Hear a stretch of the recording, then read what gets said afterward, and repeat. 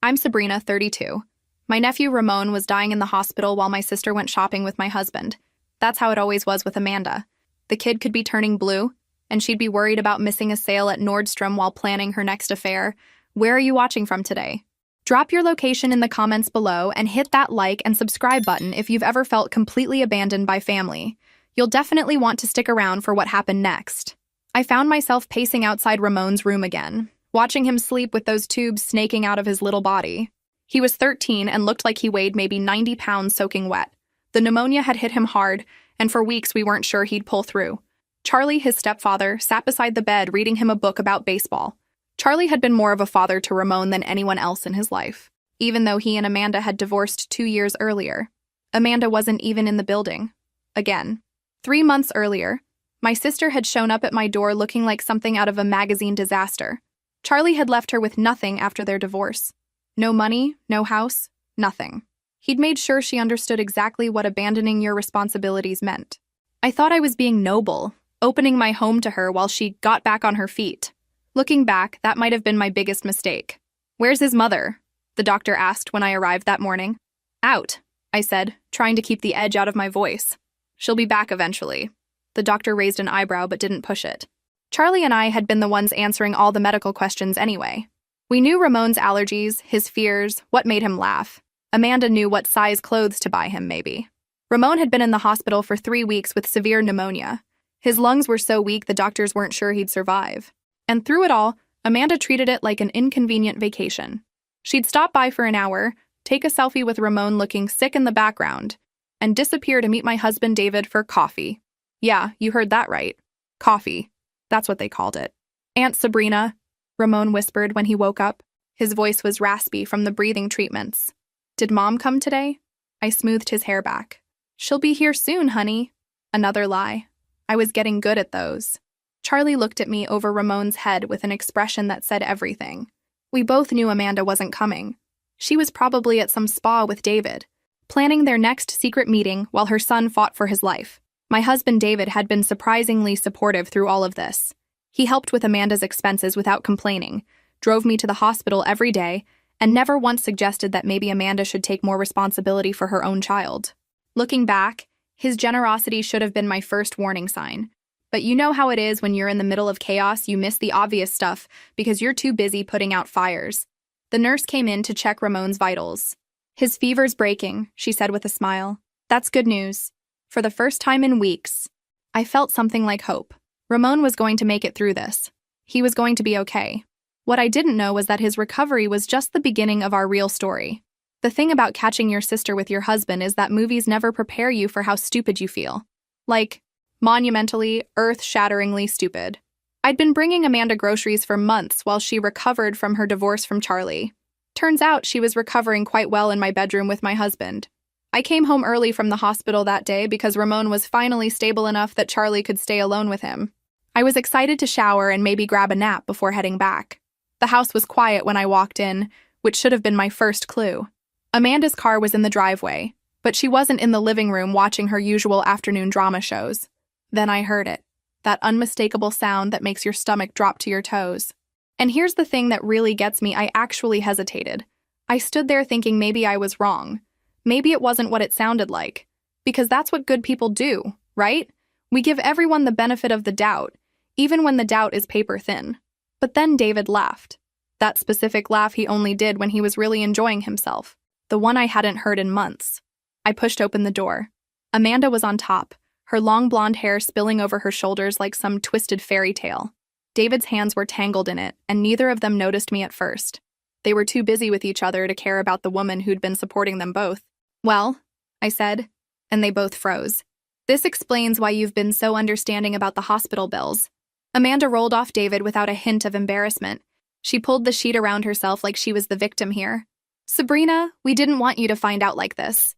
"Oh, you didn't want me to find out like this?" I walked further into the room, and honestly, I impressed myself with how calm I sounded. "How exactly did you want me to find out? Hallmark card? Skywriting?" David finally found his voice. "Sabrina, listen." "No." I held up a hand. "I don't want to hear it. I especially don't want to hear it from either of you in my bed." Amanda had the nerve to look annoyed. "Don't be dramatic. These things happen. These things happen. Like adultery was something that just fell out of the sky, completely beyond anyone's control. You're right, I said. These things do happen. And now other things are going to happen. Like both of you getting the hell out of my house. You can't just throw us out, Amanda protested. I have nowhere to go. I stared at her, this woman who'd abandoned her dying son to sleep with my husband, and felt something cold and final settle in my chest. You should have thought of that before you decided my bedroom was a good place for your midlife crisis. That's when Amanda said the words that changed everything between us forever. What did you expect, Sabrina? What can I do if I'm better than you and he wants me? David wants someone who can actually make him happy. Even David looked uncomfortable with that one. But he didn't contradict her. He just sat there pulling on his clothes while my sister explained why betraying me was actually my fault. 20 minutes later, they were both packed and gone. Amanda took her designer clothes and her attitude. David took his guilt and his excuses. And I was left standing in my empty house, wondering how the hell I'd gotten here. But here's what they didn't take. They didn't take Ramon. Because that night, when Charlie called to ask if Amanda was coming to say goodnight to her son, I had to tell him the truth. And the next morning, when the social worker asked where Ramon's mother was, I had an answer that was going to change all of our lives. The family court building smells like despair and disinfectant. I'd never been inside one before, but there I was, filing for divorce and petitioning for custody of a kid who wasn't technically mine. The lawyer I hired looked like she could bite through steel cable, which seemed appropriate for what I was about to face. Your sister is agreeing to this? Margaret Steinberg asked, adjusting her glasses as she reviewed the paperwork. She signed the papers without reading them, I said. And that was true. Amanda had been so eager to start her new life with David that she'd barely glanced at the custody documents. I don't think she really understands what she's giving up, Margaret raised an eyebrow. Or she understands perfectly and doesn't care. The truth was probably somewhere in between. Amanda had never been maternal. Even when Ramon was little, she treated him more like an accessory than a child. Charlie had done most of the actual parenting during their marriage, and now that they were divorced and she'd moved on to David, someone needed to step up. The boy wants to live with you? Margaret asked. He asked me directly. That conversation still made my chest tight. Ramon had been discharged from the hospital the week before, and when I'd explained that his mother wasn't coming back, he'd looked relieved. He said he'd rather stay with someone who actually shows up. Smart kid. Heartbreaking, but smart. The divorce proceedings with David were messier. He wanted half of everything, which was rich considering he'd been unemployed for the past year while I supported his consulting business. His lawyer argued that David deserved compensation for his contributions to our household. What contributions? I asked Margaret. Sleeping with my sister? We'll focus on financial assets, Margaret replied dryly. Adultery doesn't play as well in court as it does in conversation. Have you ever been through something that completely changed how you see people? Drop a comment below if you've ever realized someone you trusted was nothing like who you thought they were. The custody hearing was surprisingly straightforward. Amanda didn't even show up. Her lawyer read a statement saying she was unable to provide adequate care due to personal circumstances, and that she believed her son would be better served in his aunt's custody. The judge looked confused. The mother is willingly terminating her parental rights?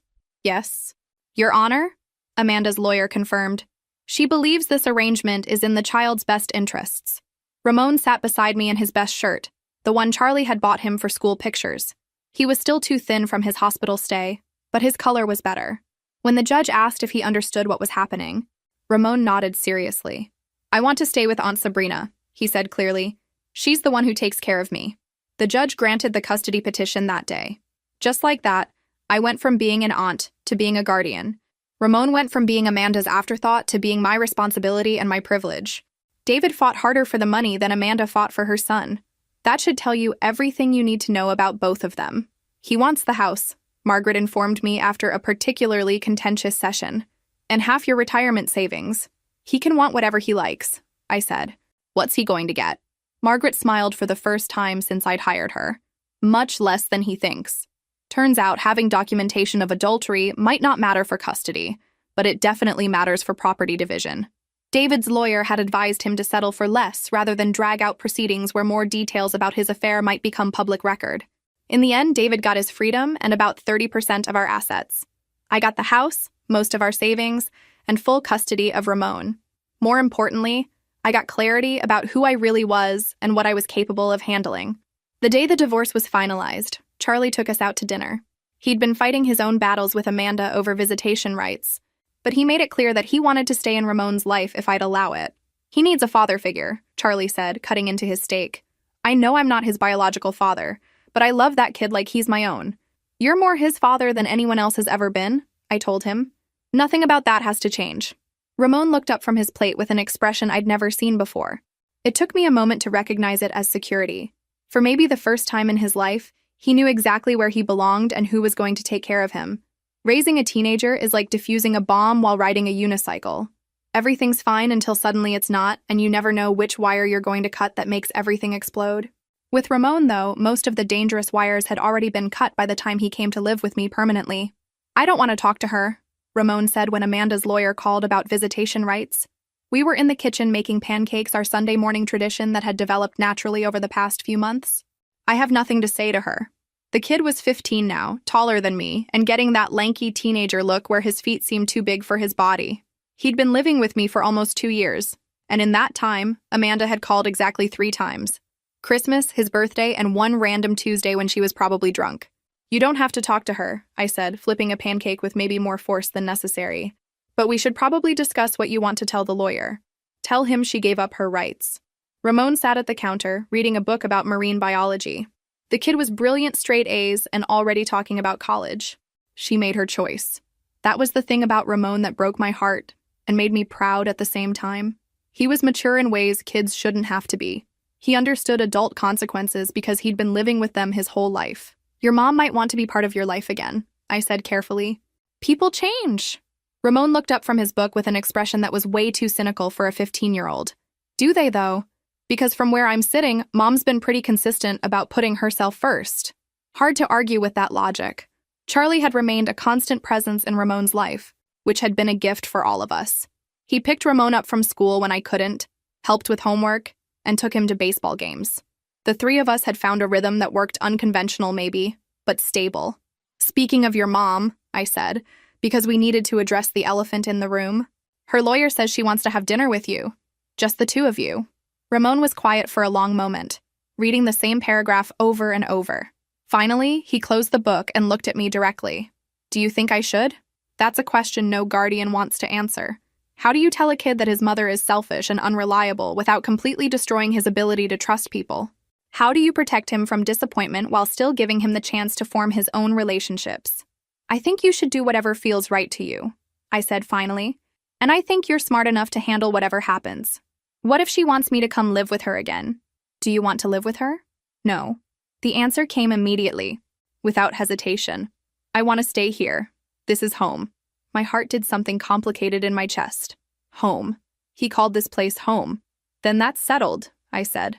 Whatever she wants to discuss, you already know what you want. That makes you stronger going into the conversation. Ramon met with Amanda the following week at a restaurant downtown. I dropped him off and waited in the parking lot like an overprotective soccer mom, ready to intervene if things went sideways. He was inside for about an hour. When he came out, his expression was thoughtful but calm. How did it go? I asked as he buckled his seatbelt. She wants me to move back in with her and David, he said matter-of-factly. They got married, apparently. She says they have a stable home now and can provide for me. My hands tightened on the steering wheel. What did you tell her? I told her congratulations on the marriage. Ramon looked out the window as we pulled out of the parking lot. And I told her I'm staying with you. How did she take that? She cried. His voice was neutral, like he was describing the weather. She said I was ungrateful and that she's my real mother and has rights. You know she does have legal rights, I said carefully. If she really wanted to fight for custody, she won't, Ramon interrupted. She doesn't actually want me back. She wants to look like the kind of person who would want me back. There's a difference. Sometimes this kid's insight scared me. He saw through people's motivations with surgical precision, probably because he'd had to learn early how to protect himself from disappointment. I'm proud of you, I told him.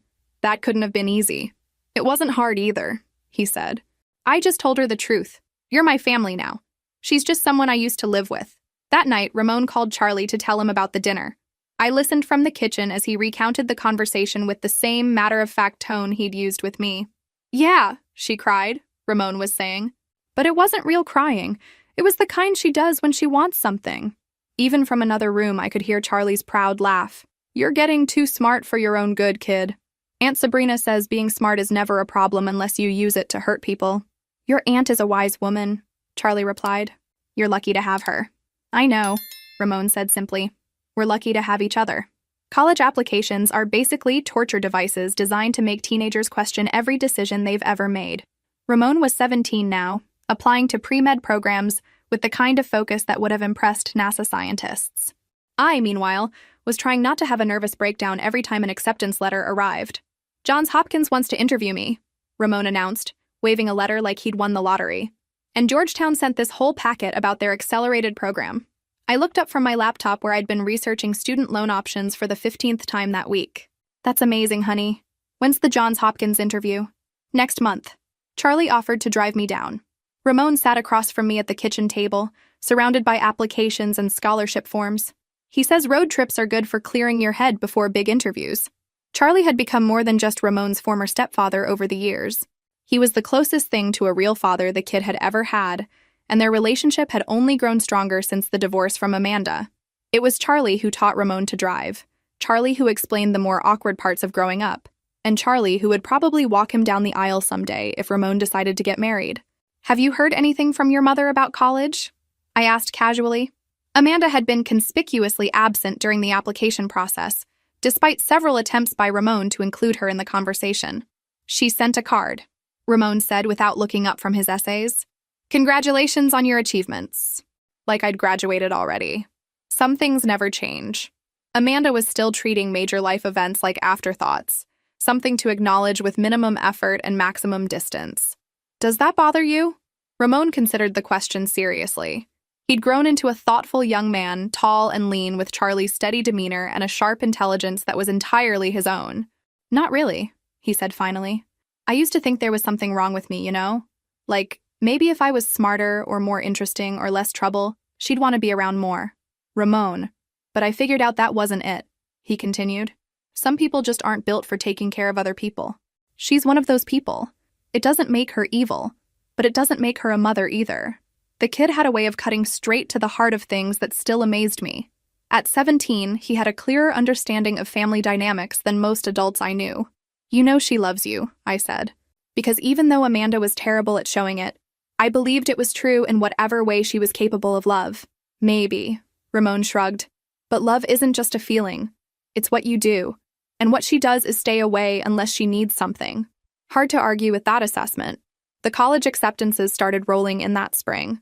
Georgetown, Johns Hopkins, even Harvard sent acceptance letters. Ramon had worked incredibly hard, maintaining a perfect GPA while volunteering at the Children's Hospital where he'd once been a patient. His personal essay about overcoming family challenges to pursue medicine had apparently impressed admissions committees. I want to stay close, he told me one evening as we reviewed financial aid packages. Georgetown or Hopkins. Somewhere I can come home for dinner sometimes. You don't have to make decisions based on me, I said. This is your life, your future. You're part of my future, Ramon replied simply. You and Charlie, we're a family. That doesn't change just because I'm going to college. That's when Charlie called with news that would change everything again. Amanda's been trying to reach me, he said over the phone. I had him on speaker while Ramon and I made dinner. She says she wants to talk about Ramon's college expenses. Ramon looked up from the vegetables he was chopping. What does that mean? It means your mother might finally be stepping up, Charlie said carefully. Or it means she wants something. With Amanda, it's usually hard to tell the difference. Did she say what she wants to discuss? I asked. She wants to meet, all of us together. Says it's time we had a family conversation about Ramon's future. Ramon set down his knife and leaned against the counter. After 4 years of nothing, now she wants a family conversation. The timing is interesting, I agreed, right when college decisions need to be made and financial commitments need to be signed. But here's the thing about family, even when you know someone's motives are questionable, part of you still hopes they might surprise you. Part of you wants to believe that people can change, that mothers can suddenly become maternal, that families can heal their broken places. Let's meet with her, Ramon said finally. But we do it here, in our house, with all of us present. And she doesn't get to make demands or ultimatums. You sure about that? I asked. Ramon nodded firmly. I'm 18 next month, legally an adult. If she wants to be part of this conversation, she can participate as an equal, not as someone with authority over my life. Charlie chuckled over the phone. Kids got more backbone than half the adults I know. He learned from the best, I said. looking at Ramon with pride. When should we schedule this family meeting? Next week, Ramon said. Right after my Georgetown interview. I want to know where I stand with my future before I deal with my past. Smart kid, always had been. The thing about confronting your past is that it never looks quite like you remember it. Amanda showed up at our door wearing designer clothes that probably cost more than my car payment, looking like she'd stepped out of a magazine about successful women. Except her eyes gave her away. They had that slightly desperate look of someone trying too hard to convince everyone she was doing fine. David waited in the car. Apparently he wasn't invited to this particular family reunion, which was probably for the best. Charlie was already in the living room when they arrived, looking comfortable and relaxed like he belonged there. Which, honestly, he did. This was more his family now than Amanda's. Ramon, Amanda said, and her voice had that artificially bright tone people use when they're nervous. Look at you. You're so tall. Hi, Mom. Ramon's voice was polite but distant, like he was greeting a neighbor he didn't know very well. Thanks for coming. She looked around the house, our house, and I could see her cataloging the changes. The family photos that included Charlie, but not her. The medical school brochures scattered on the coffee table, the evidence of a life that had moved forward without her. This is cozy, Amanda said, settling onto the couch like she was visiting a distant relative. Very domestic. I bit back my first response, which would have been something sarcastic about how domestic environments are generally good for raising children. Instead, I offered coffee and waited for her to explain why she was here. I wanted to discuss Ramon's college plans, Amanda began once we were all seated. I know he's been accepted to several schools, and I think it's time I contributed to his education. Charlie raised an eyebrow. After 4 years? I've been getting my life together, Amanda said defensively. David and I are doing well now. We have stable income, and I want to help with my son's future. That's generous, I said carefully. What did you have in mind? Amanda reached into her purse and pulled out a folder. I've been researching colleges, and I think Ramon should consider Stanford or UCLA. Excellent medical programs, and the weather is much better than the East Coast. Ramon leaned forward slightly. Those schools are 3,000 miles away. Exactly, Amanda smiled. Time to spread your wings, sweetheart. See the world. You can't stay tied to this place forever. And there it was. The real agenda. Amanda didn't want to contribute to Ramon's education. She wanted to control it. She wanted him far away from the family he'd built here, probably so she could rewrite history about why she'd been absent for so long. I've already committed to Georgetown, Ramon said calmly. Early decision. The paperwork's already filed. Amanda's smile faltered. Well, that can be changed. These things aren't set in stone. Actually, early decision commitments are legally binding, Charlie interjected. Ramon would forfeit his deposit and potentially face academic penalties if he backed out now. Since when are you an expert on college admissions? Amanda snapped. And there was the Amanda I remembered. The one who appeared when she didn't get her way immediately. Since I helped him with the applications, Charlie replied mildly. Someone had to. The temperature in the room dropped about 10 degrees. Amanda looked from Charlie to me to Ramon, clearly realizing that this conversation wasn't going the way she'd planned. I'm his mother, she said finally. I should have been consulted about these decisions. You were invited to be part of the process, Ramon said, and his voice was still calm but had an edge now. Multiple times. You didn't respond to my emails about school visits. You didn't come to the college fair. You missed the parent night where financial aid was explained. I was busy. You were absent, Ramon corrected. There's a difference. Amanda's composure was starting to crack. I made mistakes, but I'm here now. I want to make up for lost time. How? Ramon asked simply. By sending me to California so you can tell people you're paying for your son's education? By taking credit for accomplishments you had nothing to do with? That's exactly what this is. Ramon stood up, and suddenly he looked like the adult in the room. You want the appearance of being involved without actually being involved. Just like always. Amanda's eyes filled with tears, but they felt calculated rather than genuine. How can you say that to me? I gave birth to you. I raised you. Sabrina raised me, Ramon said quietly. Charlie raised me. You housed me until someone else was willing to take responsibility. The silence that followed was deafening. Amanda looked around the room like she was seeing it clearly for the first time. The family photos, the homework schedule on the refrigerator, the college acceptance letters proudly displayed on the mantel, evidence of a life lived without her, a family formed despite her absence. Fine, Amanda said finally, standing up and straightening her designer jacket. but don't come looking for me when you need help. Don't expect me to be there when things get difficult." Ramon looked at her with something that might have been pity. I stopped expecting that a long time ago. After Amanda left, the three of us sat in the living room processing what had just happened. Charlie broke the silence first. "Kid handled that better than most adults would have. I had good teachers," Ramon said, looking at me and Charlie. "You two taught me that family isn't about biology. It's about showing up." That night, after Charlie went home and Ramon was upstairs studying, I stood in my kitchen and realized something that should have been obvious years earlier. We weren't a broken family trying to heal. We were a chosen family that had always been whole. Amanda's absence hadn't damaged us. It had revealed who we really were. Sometimes the best families are the ones you build yourself, one choice at a time. And sometimes the people who leave you end up giving you the greatest gift of all, the freedom to become who you're meant to be. 9 years passed before Amanda came back into our lives. By then, everything had changed in ways she could never have imagined. 9 years is a long time to reinvent yourself. Long enough to watch a scared 13-year-old become a confident medical school graduate. Long enough to build a consulting business from scratch. Long enough to fall in love again and get married to a man who understood that some families are made by choice, not chance. My doorbell rang on Thanksgiving morning while I was basting the turkey. Now, I don't know about you, but in my experience, unexpected visitors on major holidays usually bring drama, not casseroles. I wiped my hands on my apron and walked to the front door, expecting maybe a neighbor or a delivery driver working overtime. Instead, I found Amanda. She looked older, obviously, tired in a way that expensive makeup couldn't quite hide.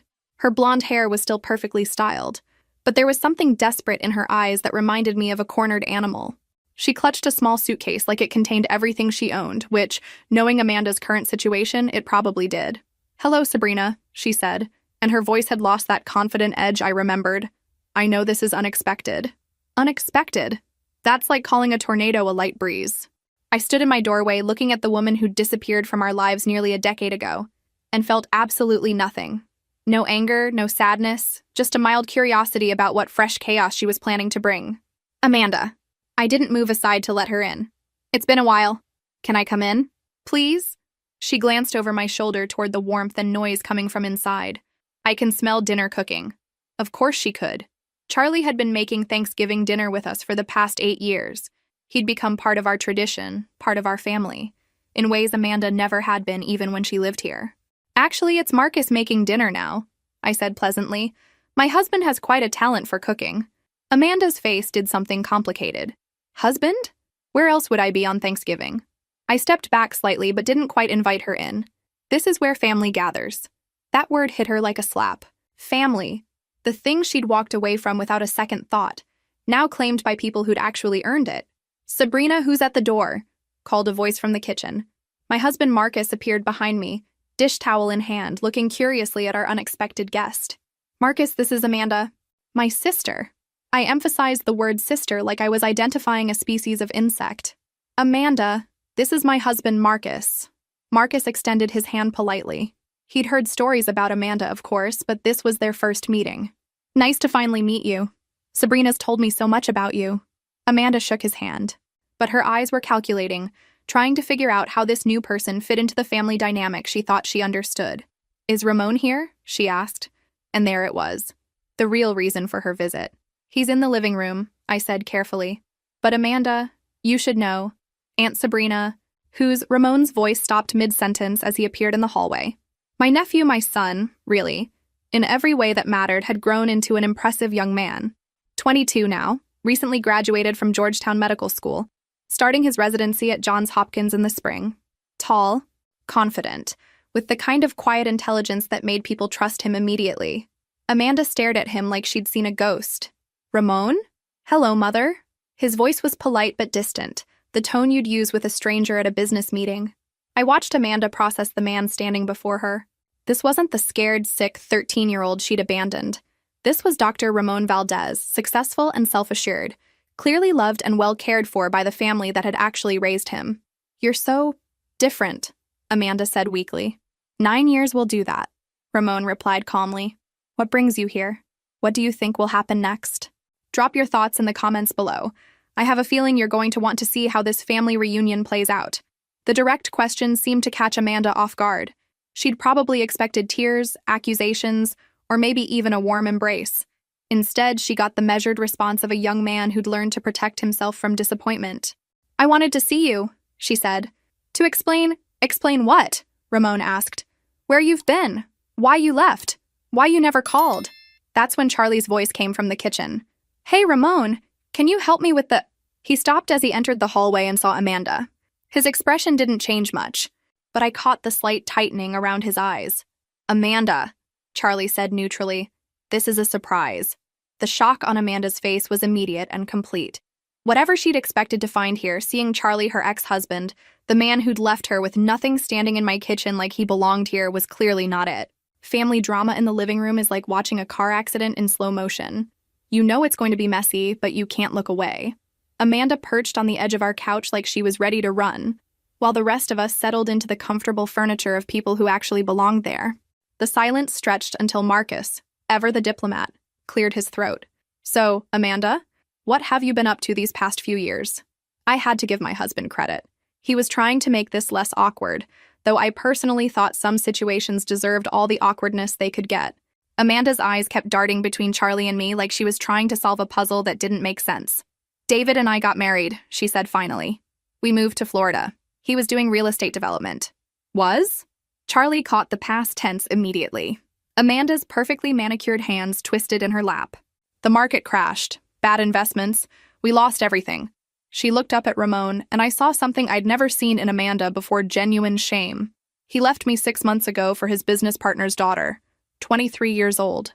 Well, karma really does have a sense of humor, doesn't it? The man who'd helped her abandon her family had abandoned her for a younger model. I almost felt sorry for her. Almost. "I'm sorry to hear that," Ramon said, and I could tell he meant it. The kid had grown up with more compassion than his mother had ever shown him. That must have been difficult. "I have nothing," Amanda continued, her voice getting smaller. "No money, no house, nowhere to go. My friends in Florida, they were really David's friends. When he left, they stopped returning my calls." Charlie shifted uncomfortably in his chair. He was probably remembering his own divorce from Amanda, how he'd left her with nothing after catching her cheating with multiple men during their marriage. The irony wasn't lost on any of us. "What about your friends here?" Marcus asked. "Family?" Amanda's laugh was bitter. "What friends? What family? I burned those bridges a long time ago." She looked directly at me. "I know I don't deserve help. I know I made terrible choices, but I didn't know where else to go." And there it was. The real reason for her Thanksgiving visit. Not reunion, not remorse, desperation. Amanda was broke and homeless, and we were her last resort. "What exactly are you asking for?" I said, because someone needed to cut through the emotional manipulation and get to the point. "I need a place to stay," Amanda said quietly. "Just temporarily, until I can get back on my feet." The request hung in the air like smoke from a kitchen fire. Charlie's jaw tightened. Marcus looked at me with raised eyebrows. And Ramon just watched his mother with the analytical expression he probably used when diagnosing patients. "Let me get this straight," I said slowly. "You want to move back into the house you abandoned? With the family you walked away from? After 9 years of silence? I know how it sounds. Do you?" I leaned forward slightly. "Because from where I'm sitting, it sounds like you only remember we exist when you need something." Amanda's eyes filled with tears, but I'd learned long ago not to trust Amanda's tears. She cried when she wanted sympathy, when she wanted to change the subject, when she wanted people to stop asking difficult questions. "I made mistakes," she said. "I know that, but I'm still family." "No," Ramon said quietly, and everyone turned to look at him. "You're not." The words were said without anger, without heat, just simple fact. Amanda's face went white. "Ramon, I'm your mother." "Biologically," Ramon agreed. "But Sabrina is my family. Charlie is my family. Marcus is my family. You're someone I used to live with who happened to give birth to me." I felt something fierce and proud swell in my chest. This young man, who could have been broken by abandonment, who could have spent his life chasing approval from someone incapable of giving it, had instead learned to recognize love where it actually existed. "That's not fair," Amanda protested. "I was young, I was confused." "You were 28 when you left," Ramon corrected. "The same age I am now. Old enough to know that children need their parents to show up. I was in an impossible situation." "You were in a situation you created," Charlie said quietly. "And instead of dealing with the consequences, You ran. Amanda looked around the room desperately, searching for an ally and finding none. So that's it? You're just going to let me be homeless? I'm going to let you be an adult, Ramon said. The same way you let me be an adult when I was 13 years old and sick in the hospital. The cruelty of that statement, the absolute accuracy of it, seemed to hit Amanda like a physical blow.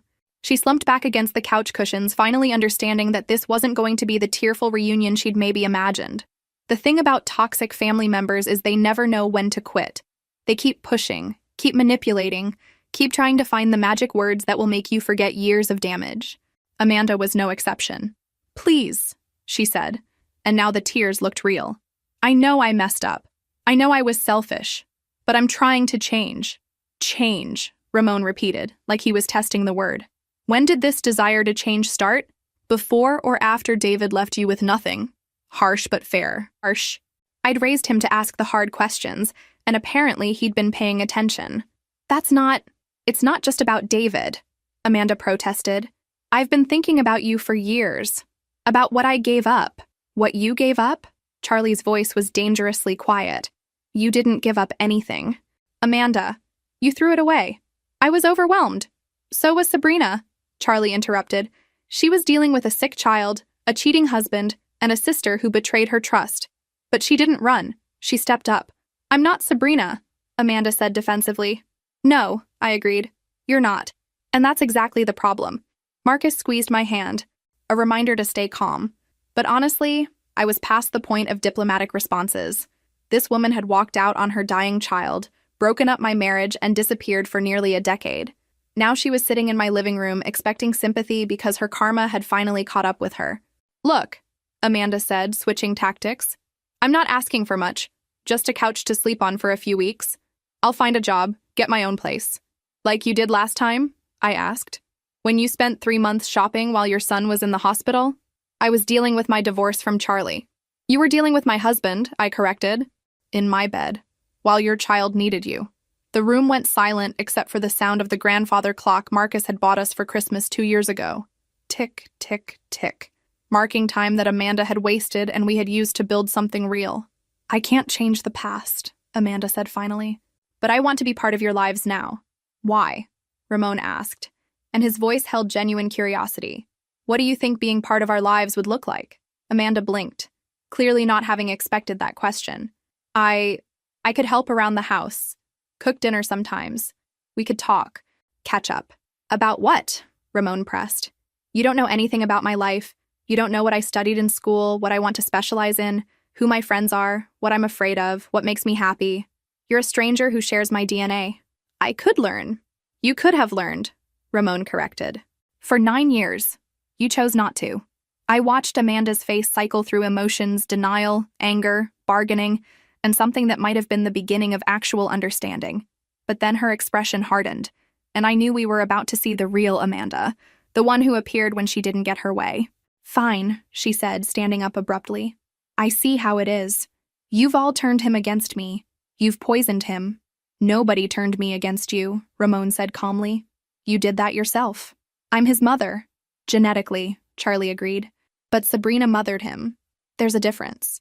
You have no right. I have every right, Charlie said, standing up to face her. I held him when he had nightmares about you leaving. I taught him to drive when you weren't there to do it. I walked him through his first heartbreak when you weren't available to listen. I earned my place in his life. And I didn't? No, Ramon said simply. You didn't. The finality in his voice seemed to break something in Amanda. She looked around the room one more time, taking in the family photos, the comfortable furniture, the evidence of lives lived fully in her absence. I need help, she said quietly. I have nowhere else to go. There are shelters, Marcus said gently. Community programs, I can give you some phone numbers. I'm not staying in a shelter, Amanda snapped. I'm not some random homeless person. I have a family. No, I said, standing up beside Charlie and Marcus and Ramon. You had a family. You chose to leave it. Now you have the consequences of that choice. Amanda stared at us, this united front of people who'd learned to love and support each other in her absence, and I saw the exact moment she realized she'd lost. Not just this argument, but the war she'd been fighting her entire adult life. You'll regret this, she said, grabbing her suitcase. All of you. When you need help someday, don't come looking for me. We won't. Ramon said simply. We never have. The front door closing behind Amanda should have felt like victory. Instead, it felt like the end of a very long, very exhausting chapter that I'd been ready to finish for years. Ramon stood by the window, watching her walk down our driveway with her small suitcase, looking like a woman who'd just realized she'd bet everything on the wrong horse. She'll be back, Charlie said quietly. Will she? Marcus asked. Because that felt pretty final. I looked at Ramon, who was still watching his mother disappear down the street. His expression was thoughtful, but not sad. How are you feeling about all this? Relieved, mostly, Ramon said, turning away from the window. I spent years wondering if I'd made the right choice, staying here instead of trying to build a relationship with her. Now I know I did. It's okay to feel conflicted, Marcus said gently. She is your biological mother. Biology doesn't make someone a parent, Ramon replied. Showing up makes someone a parent. Caring about your child's life makes someone a parent. Being present during the hard times makes someone a parent. The kid had grown up to be wise in ways I'd never had to be at his age. Sometimes I was proud of his maturity, and sometimes I was sad that he'd needed to develop it so young. Dinner's probably cold by now, Charlie said, ever practical. Should we see if the turkey survived all the drama? We made our way back to the kitchen, and honestly, it felt like stepping back into our real life after watching a particularly unsatisfying movie.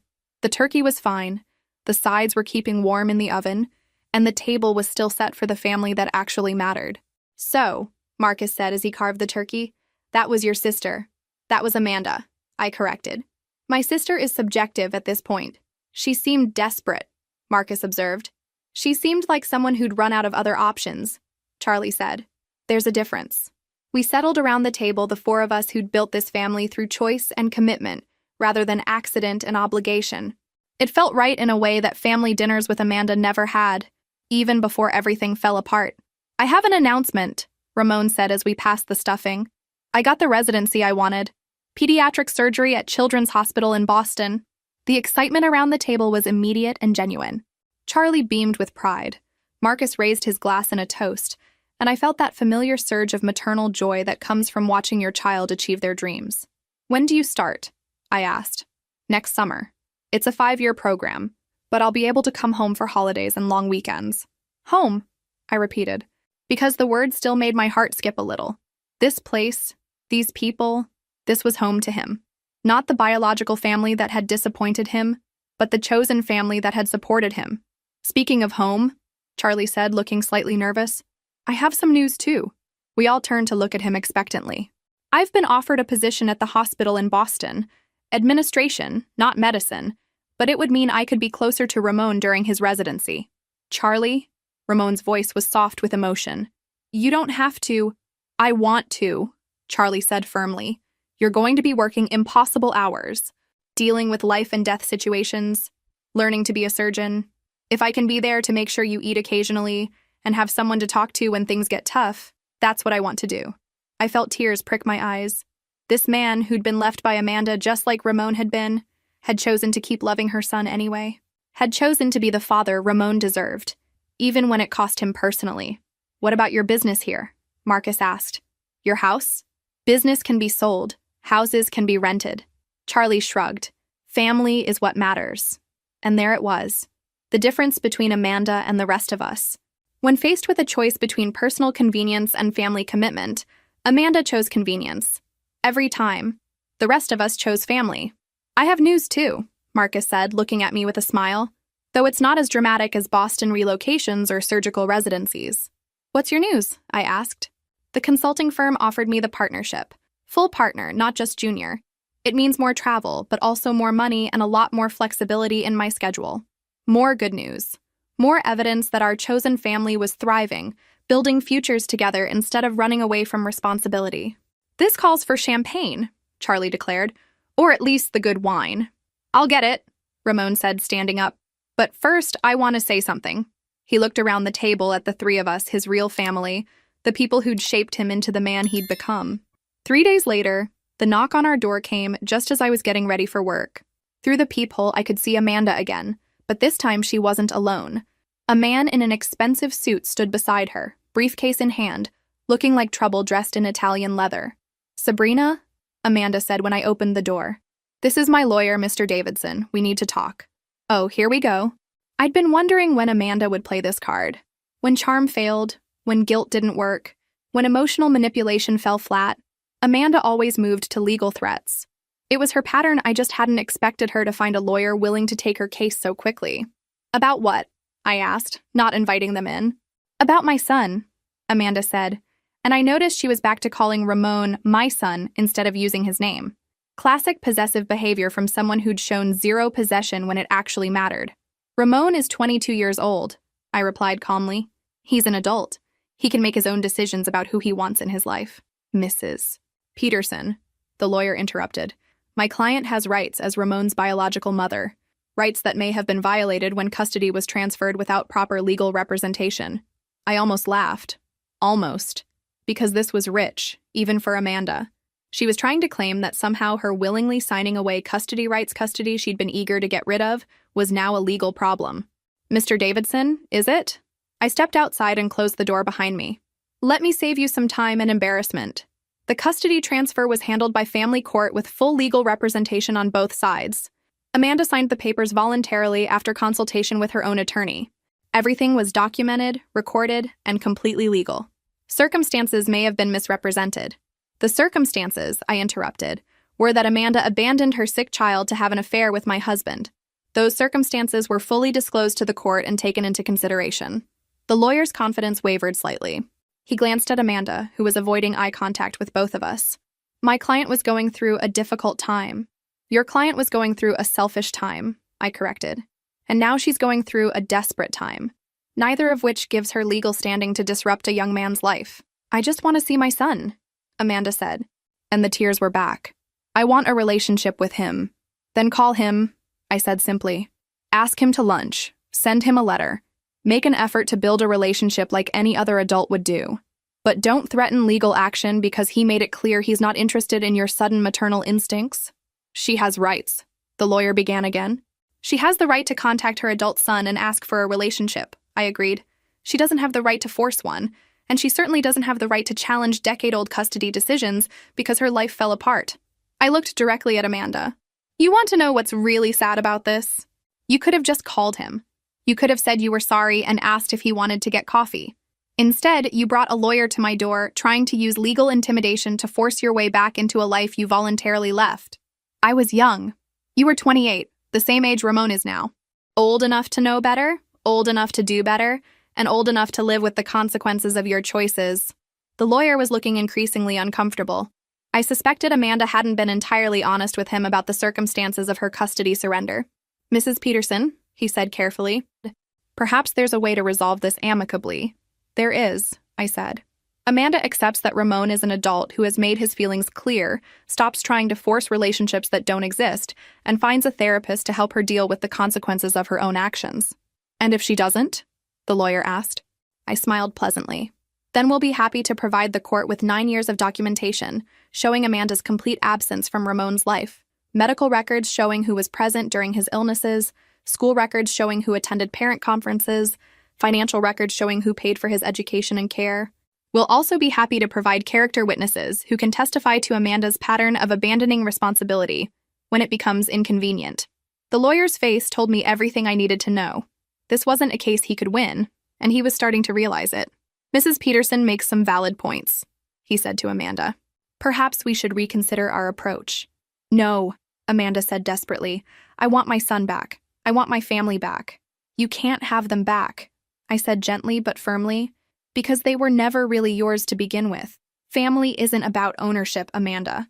It's about love, commitment, and showing up when it matters. I can change.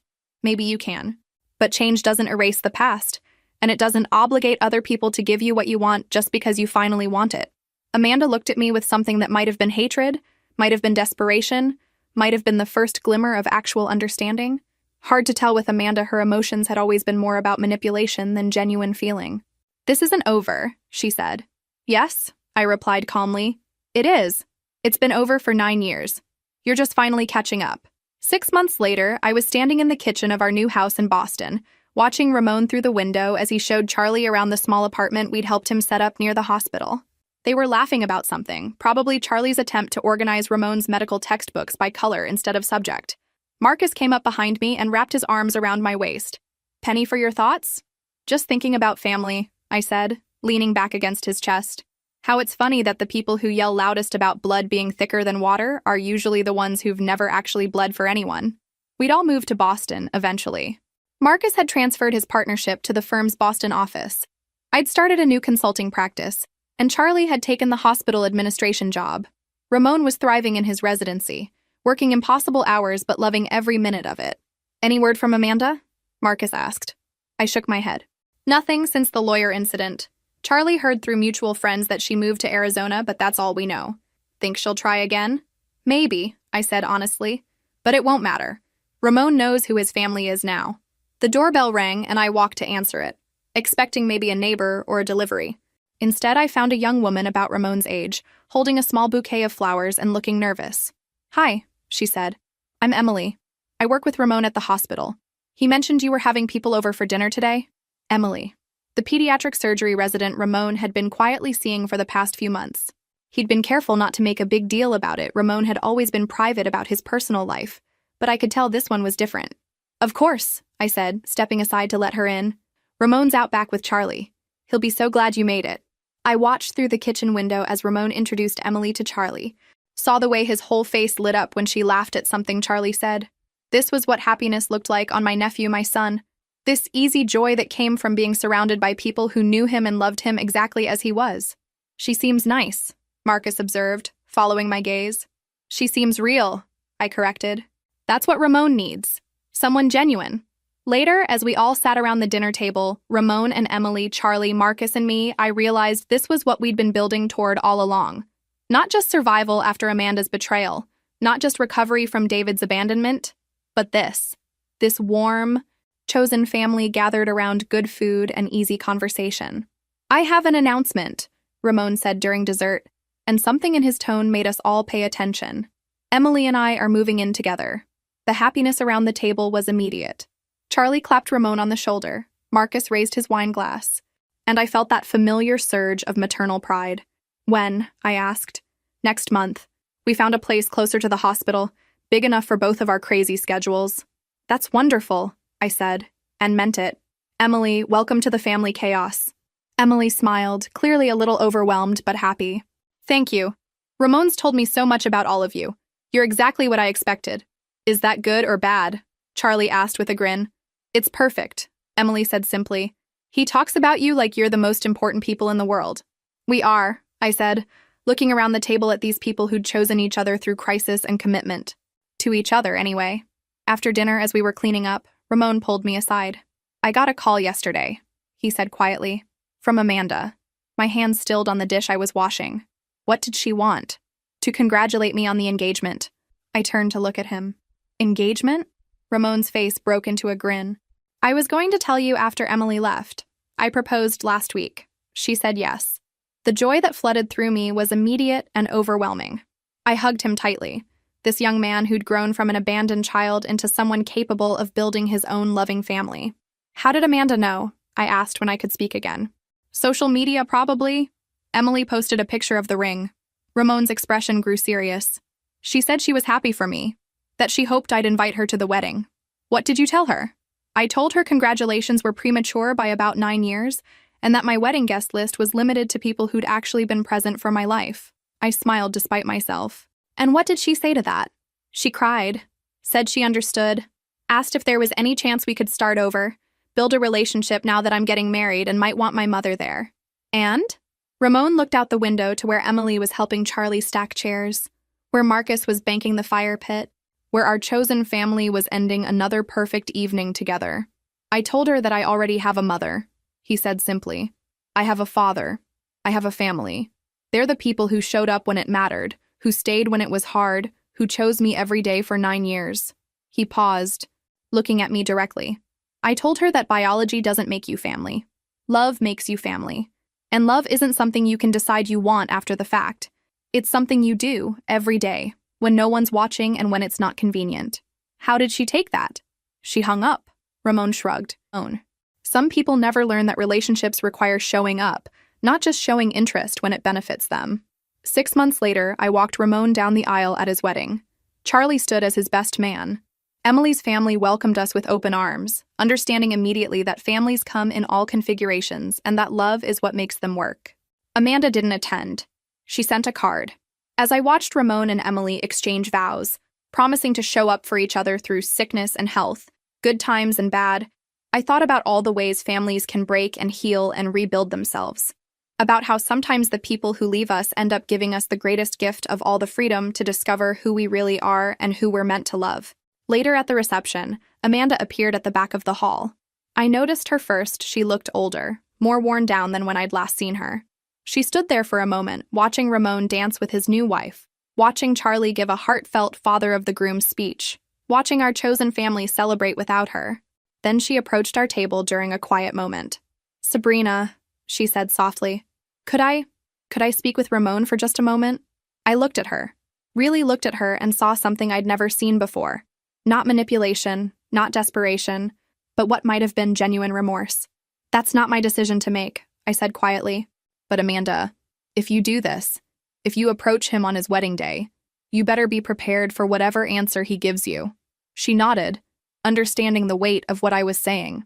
Amanda walked slowly toward where Ramon stood talking with some colleagues from the hospital. I watched as she approached him, saw him notice her, saw his expression shift from surprise to something more guarded. They talked for maybe 2 minutes. Then Amanda did something that shocked everyone who was watching. She dropped to her knees in front of her son. "Please!" Her voice carried across the reception hall as conversations stopped and people turned to stare. "Please forgive me. I know I don't deserve it. I know I abandoned you when you needed me most. But I'm begging you, let me try to be part of your life. I need you." The silence was deafening. Every eye in the room was on Ramon, waiting to see what he would do. Ramon looked down at his mother kneeling at his feet. This woman who'd given birth to him but never truly mothered him. When he spoke, his voice was calm, measured, and clearly audible to everyone watching. "You don't make me lacking anything," he said quietly. "I don't need you in my life, but you are my biological mother. And for that reason alone, I'll give you this. I'll pay for a month at a hotel and give you enough money to get started somewhere else. But I won't support you beyond that, and I won't pretend we have a relationship we've never had." He reached into his jacket and pulled out his checkbook, writing quickly. $10,000? That's more than you ever invested in me, and it's all you'll get. Amanda took the check with shaking hands, tears streaming down her face. "Ramon, please.